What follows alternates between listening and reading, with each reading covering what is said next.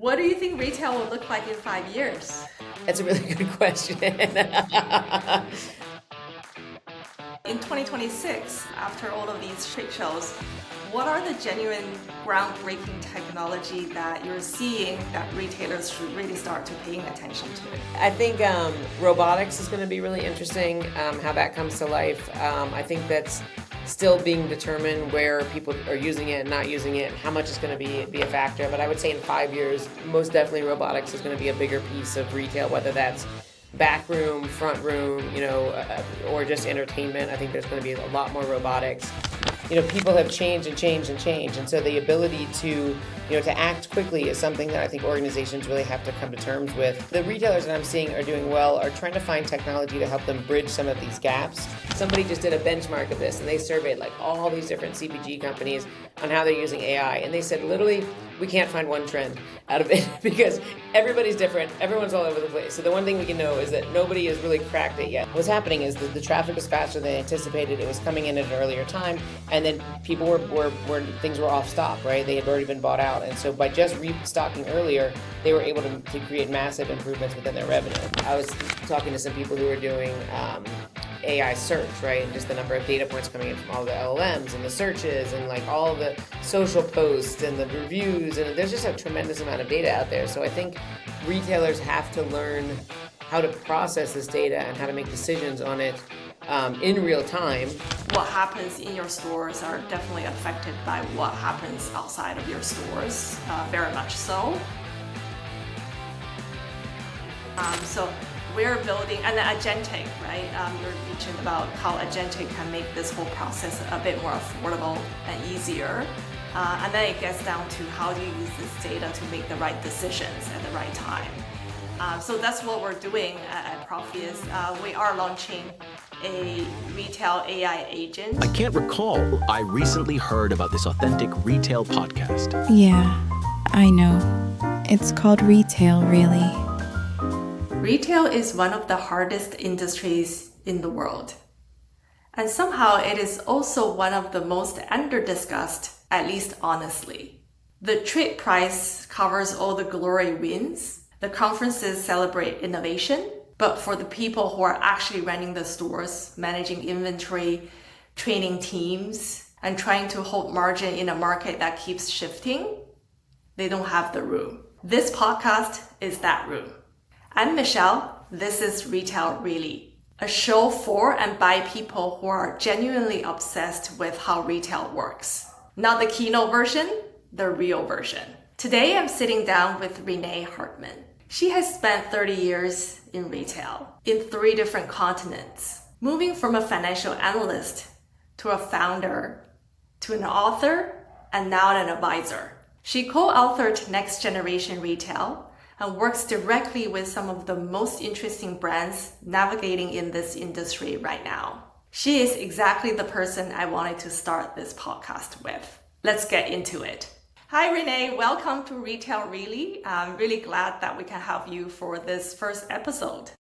Thanks so much for having me. I'm super excited to be here. Yeah, great. Let's start at the beginning because I genuinely think that your story is very unique in the industry. 30 years in retail, you started as a financial analyst, which is quite unusual. You have been working in 3 different continents. You built your own brand. You wrote a book, literally. So walk us through how all of that connects. Yeah, I think they always say, I guess, when you look in hindsight, there seems to be a connection point. Sometimes you don't always see it when you're in the middle of it. But I guess, honestly, the thing that's kind of connected it all has been, really retail and commerce, I would say. I started out at Putnam Investment. I actually studied finance undergrad, and I ended up in equity research on the buy side of investment. And during that process, we got really into industries, and we would be doing all kinds of research in industries and doing financial models and seeing kind of what really drove the performance of businesses. And as I got into that, I kept asking to do more retail. I wanted to do specialty retail. I was very obsessed with Nike at the time. And then, after that, I think I've always wanted to be more and more entrepreneurial and doing more. So that kind of led me to, doing some work with Ogilvy and Mather and marketing. and then ultimately to start my own startup, which I did in China with a bunch of ex-Nike guys. So that was really like just throw you in the deep end of the water and just kind of figure out what you need to do. And I remember even, I didn't know anything about running retail. So it was like you saw everything across every piece of the business, which was really great. It was everything from retail location to store design to build out, operations, merchandising, sales, POS systems and sales analysis. We did franchise models. I learned how to do franchise contracts and work with franchisees and operators. We did wholesale, we did e-com. So I got to see, so many different pieces of the retail puzzle. Yeah, it's very impressive to build something from scratch in a country that you're not quite familiar with. It's probably one of the hardest countries to do business in as well, It was not easy. Yeah, but talking about innovation, I wanted to talk about something fresh. You have just been to Shop Talk in Europe. We're just talking about it. And then very close to where technology is moving, in your book, Next Generation Retail, you wrote about how innovation should be done in retail environments. But in 2026, after all of these trade shows, what are the genuine groundbreaking technology that you're seeing that retailers should really start to paying attention to? Yeah, I think, there's so much new things that are happening. Just like one example, last year I saw this company at Shop Talk Europe that was doing they were doing delivery coolers. They're like robotic coolers basically. And then they would put the food in it and it would drive. So, and it can only go 3 kilometers. And when I saw them last year, they were saying, hey, we're just testing in some universities and we're just, you'd get to the point where you drop it off at the edge of the university and it will take it into the dorm. So small little things testing. And now this year, it's they're like, oh, we're in 7,000 locations around Europe, and they're already out there and expanding so quickly. So I think the pace of change is happening so quickly. And to some extent, I think it's almost a little too fast for retail sometimes. They're still, I think, trying to catch up. I think the areas where I'm seeing real change are a lot in store. I think there's a lot of really practical things happening in store. Computer vision is one example of that. Some robotics, I think. Automation, because I think one of the challenges, and I think it's interesting because if you look at different locations, like Europe is a pretty high cost of labor center. And so things like robotics, things like automation are becoming, hugely advantageous here because number one, the cost of labor is high. Number two, they actually are having a really hard time finding them. So they're kind of running out. Yeah, right. Do you think in this type of, I guess, how fast technologies are moving and how complicated it can get when you are adopting them, are the large organizations going to take more advantage of this, or maybe the smaller ones, if they can act quickly, can frog leap some of their large competitors? I think it's both in a weird way, right? So I'll give you an example of one. There is a company called Grüns. I don't know if you followed them or not. They are basically, they make gummy bears that are green vitamin gummy bears, basically. So they sell on Amazon, they sell in CPG. It's basically, instead of taking a green juice or all of your vitamins, they come in a gummy form. They started in 2022, or maybe 2023. Yeah, 2023. And they went from 0 to $300 million in revenue within 3 years, and they just got bought out by Unilever for $1 billion. So they went from literally an idea to $1 billion exit in 3 years. And that's unheard of, right? That's a very, very quick, not only is it a quick growth, but it's a quick acquisition for a high quality acquisition. And the reason why is because these big CPG companies, it's really difficult for them to innovate at that speed and to do things that quickly. And these guys, they took advantage of, social trends and TikTok, and they took advantage of, trends in growing kind of health and wellness. And they were able to just quickly change and move. And so I think you're seeing that with brands like Poppi, Huel, which was just acquired by Danone for also $1 billion. So I think you're seeing these challenger brands that are coming out there. And the reason they're doing well is because they're able to move so quickly and innovate so quickly. Now that being said, on the other side of things, there is something to be said about being able to put the weight of a big organization behind some of these brands, right? So I've also talked to challenger brands when a big company will come in their sector and they're like, oh, it's really difficult to compete. They've got these giants and their marketing forces and all this ad budget. So I think it goes both ways, but I think it's really about knowing your strengths as an organization and then being able to use them to your advantage. And I think some things like AI are a good example because now, the thing with AI is it's kind of almost leveling the playing field for people in a certain way. So now anybody can come up with a great idea, right? When you really get down to it, everyone's using AI, everyone's looking at consumer insights, they're moving really quickly. but it's like, how do you execute on that idea and get there faster than everybody else in a way that's right? So it's in a weird way, like AI, I think, has sped up even more so, the playing field, you have to kind of react quickly. Yeah, yeah. All right. And maybe let's talk a little bit about the next generation of consumers, the Gen Zs, I think because the narrative has always been for a long time that they're all online. They don't care about stores. Yeah. But now I think we're wrong. We see them deliberately coming back into the stores, but it seems to be on different terms, right? They look for different things and experiences. Yeah, it's funny. I think I always say, like, if you want to see the cool spot, like if you want to know where the cool young people are in any city, it's like the hot foodie spots. So it's like it's the latest coffee, or it's like a focaccia place, or it's like whatever the thing is in that place. The only place you see lines these days is not luxury boutiques, it's not streetwear boutiques, it's food, right? So I think like food has become this new sort of cultural obsession, and that like the R1 smoothies or like any of these things basically. And I think, what's happening is it's becoming part of culture really quickly. So I think youth are really driven by culture. And so I think that's part of it, where they're becoming almost like there's, I don't know if you follow this media company called High Snobiety, but they always have been doing like, they track the latest trends, right? So they always have been doing luxury and streetwear. And they're saying like now, actually, if you look at social media, look what everybody's talking about, it's food, right? And that could be what you buy, it could be what you eat. So I do think there's this new way of like the experiences and the way a younger generation is looking at it. They're less concerned with luxury and status, and they're more concerned with this like cultural experiences. There was a great example in Nespresso in New York.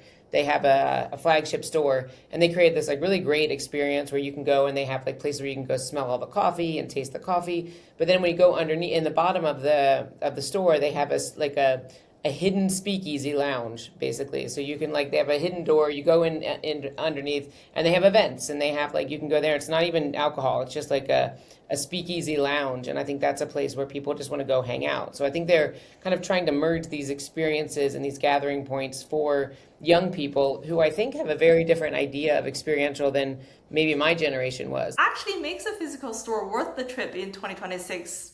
Either for the young generation, we talked about it, the experience in a way that they can really connect with you. But what about like the larger consumer base? What are they looking for?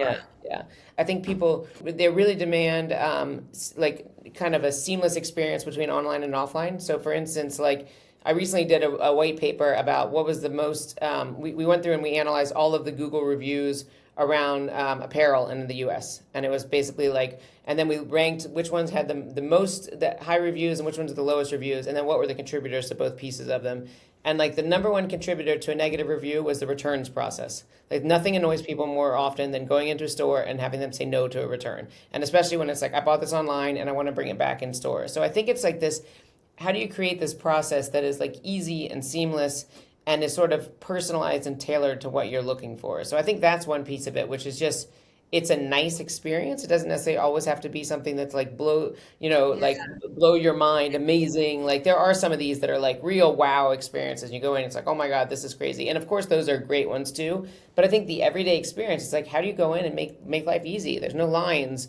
It's easy to return things. It's, you can talk to somebody. I think the other thing about technology these days is there's a real trend back towards human interaction, right? It's like, how do you have a great experience with a staff member who tells you something that's really interesting and helps you and provides this positive experience? So it's funny because you think about, when you say experience, I think you think about the wows, right? But actually, when you look at the numbers and the data, it's really about the basic stuff. It's like it's a nice place. It smelled nice. They had good music. Like it's just, how do you make it a pleasant place to be?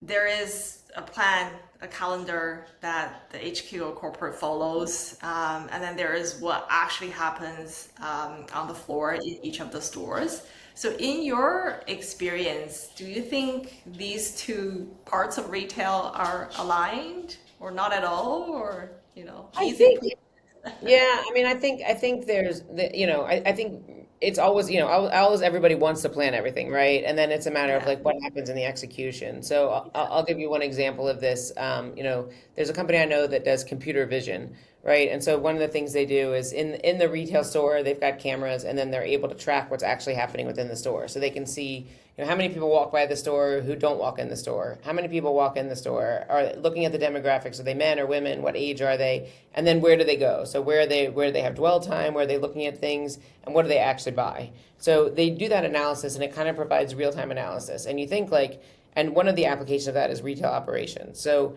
in plans, I'll give you an example, like a convenience store they were working with, it's in a really high traffic location. They had a plan where you would restock at 2 p.m., you'd restock in the morning, you'd restock at 2 p.m., and you'd restock again at like 6 p.m. But what they found by looking at all the camera and all the interactions is actually everything was happening earlier than they thought it was going to happen. So they found that if they restocked at 11 instead of at 2, they were able to increase their revenue massively. And that was just because what's happening is that the traffic was faster than they anticipated. It was coming in at an earlier time. And then people things were off stock, right? They had already been bought out. And so by just restocking earlier, they were able to create massive improvements within their revenue. And so sometimes it is these fine-tuning things that are happening. And yes, you plan for it, but it's not actually what happens in real life. So I think a lot of times it is, how do you put the two together so that you're able to kind of adapt in real time and see what's happening and make those changes? And those small incremental changes sometimes can make a massive change in what's actually happening on the ground in your revenue or costs. So what is actually happening in retail with AI right now? What's working and what's not working? Yeah, I mean, I think a lot is working to a certain extent, right? I think you're seeing it across so many pieces of the business, whether it's like we talked about forecasting and inventory, whether it's, I'm seeing a lot with product discovery and search is one. Like I was just at Shop Talk Europe, and that was like discovery, I think, came up every other word basically of like, how do you find products? How do you make sure that agents can find them? How do you get in LLMs? I think you're seeing a lot in store with things like computer vision and even things down to like finance and operations. So I think everybody is using it, honestly. Like I don't think there's that much of everyone you talk to is using it in some way, but I think what most retailers are lacking is kind of a system for it, and they're not necessarily working together, and there's no one person who owns it. There's no way to kind of systemize and organize it. So you're having a lot of like ad hoc adoption to varying levels across different departments, right? So, and one of the things, like I think what most companies I talk to say is that we're all doing it. We just don't exactly know what we're doing. so actually, yeah, I knew somebody just did a benchmark of this, and they surveyed like all these different CPG companies on how they're using AI, and they said literally we can't find one trend out of it because everybody's different. Everyone's all over the place. So the one thing we can know is that nobody has really cracked it yet. Like everyone's kind of in this very experimental phase where they're trying different things, and I think that's probably the case. I heard a VC talk, and I've heard other people say, the VCs are saying like one way we're evaluating businesses these days is to take AI out of the equation altogether. Is to say, okay, if you took AI out, would this be a valuable business or not? Would this be a valuable tool or not? Because at this point now, everybody's AI, right? So it's like you kind of almost have to like take that layer out of it and say like, what's the real value to the business and how we bring that to life? So I think there's a real need for simplicity. Yeah. I think it's just because AI can just literally touch every part of your business. That's the thing. Yeah. It's like everything. It's more like it's just there, like you don't have to. Exactly. So I think that's it. It's like everybody's using it across the board for everything, but like how it's being managed and how, I've also seen like people are starting to put like an AI like thread across the whole organization. So you have somebody who's kind of at least managing what everybody's doing, but it's just everywhere now, honestly. Like I think it's such a big piece of everything. And I think it's just a question of, it really comes back to like, what are the problems in the business? And then what are the solutions for them? And how do you address those problems without a lot of like unnecessary work and hassle for everybody in the layers? Yeah, I completely agree. I think whether it's an AI technology or AI solution or not, fundamentally it has to solve that problem first, right? If the best solution for the problem isn't AI, so be it. It doesn't have to. Yeah, for sure. And then now I wanted to kind of talk a little bit, because AI, obviously, the technology is built on data, right? Like you have more data, the better data, better coverage, that makes the technology just so much more relevant and accurate.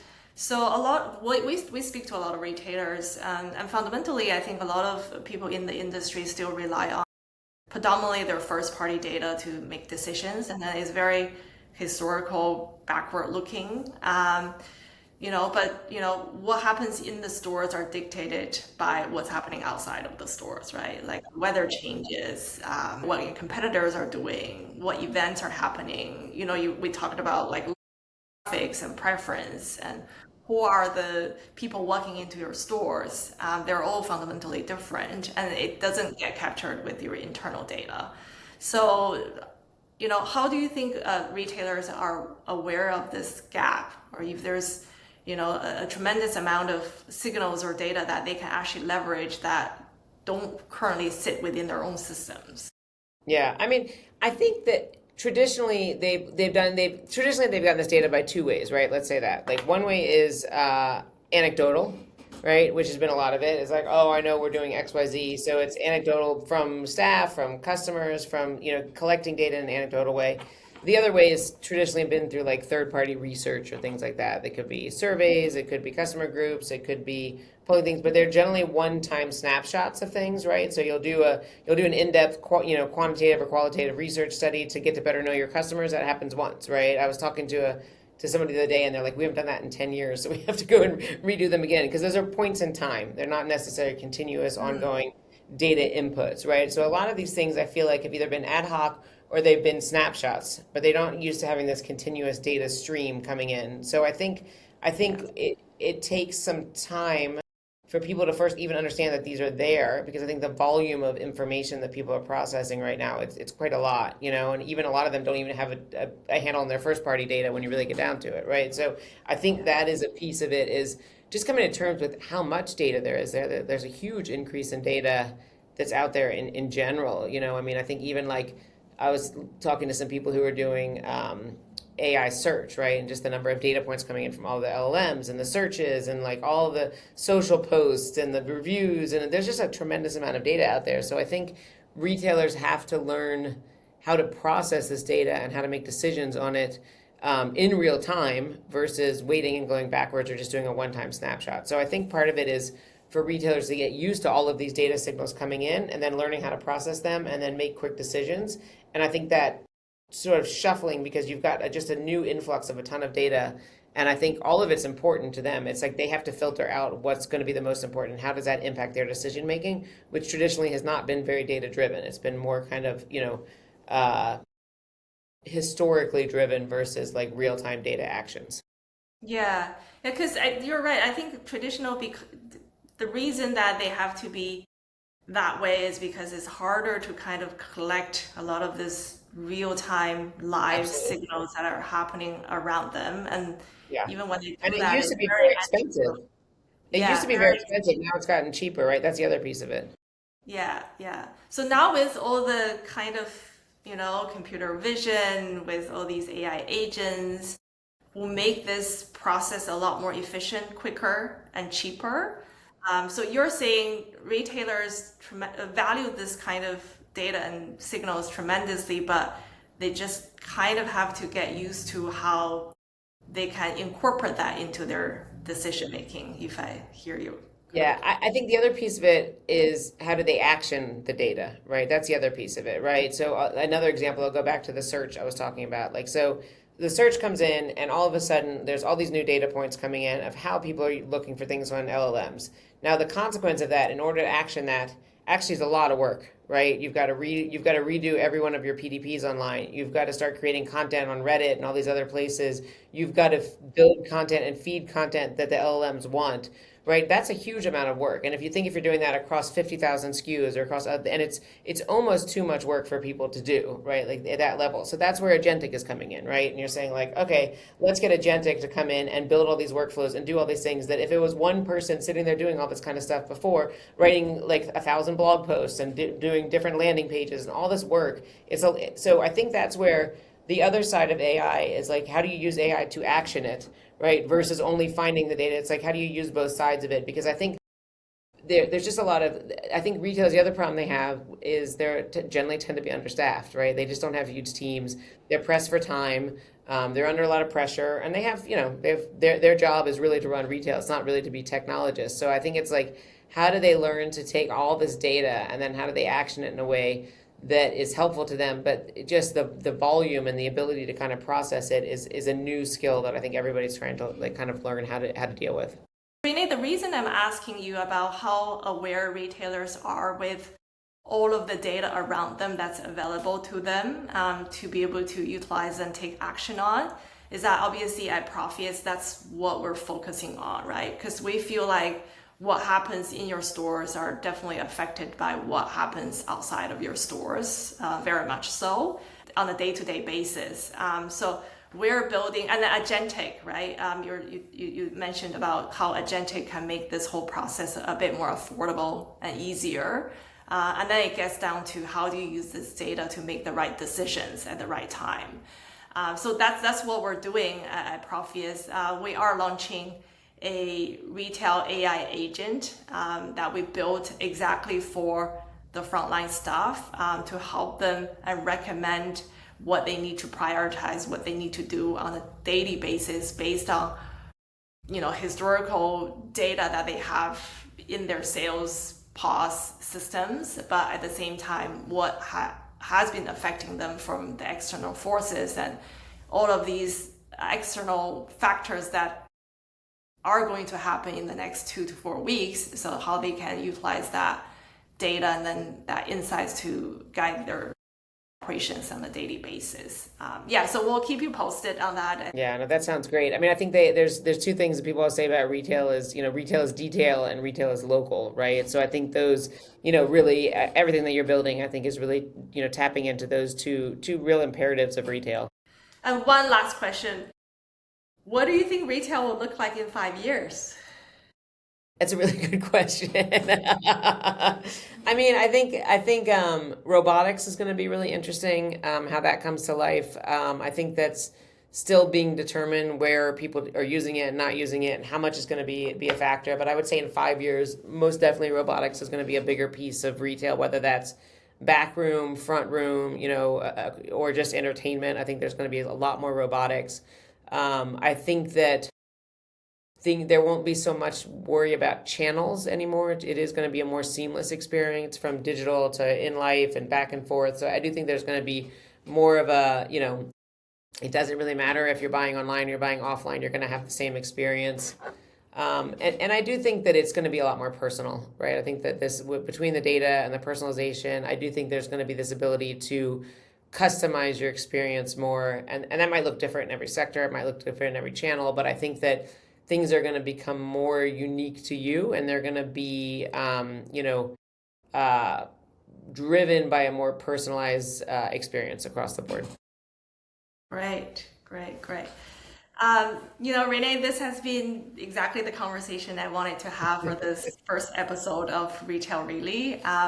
Thank you for, being with us today and being very specific, very honest, and don't pretend any of this is simple. So if one word I can take away today with this conversation, I think is speed, right? Like we talked about it a lot, whether it's the world is changing, the technology is evolving. So for retail, don't be afraid of move quickly, try to test and experiment quickly so that, you can, be benefit from the technology and the changing world a bit more beneficial to you.